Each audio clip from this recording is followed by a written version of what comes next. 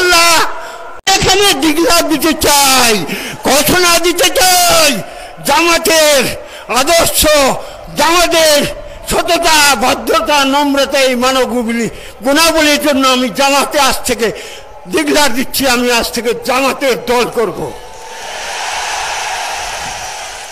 এই ডক্টর শফিকুর রহমান সহ উনার নেতা কর্মীদের নিয়ে হিন্দুদের বাড়িতে এই যে 5ই আগস্টে গেল গণ আন্দোলন, ছাত্র আন্দোলন, উনি বেড়াইছে, আমি দেখেছি।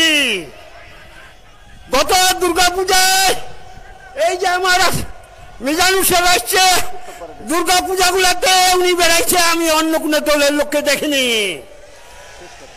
যাই হোক, কথা বললে আমার বহু লাগবে, বহু সময় লাগবে। অনেক বক্তা আছেন, তারা কথা বলবেন।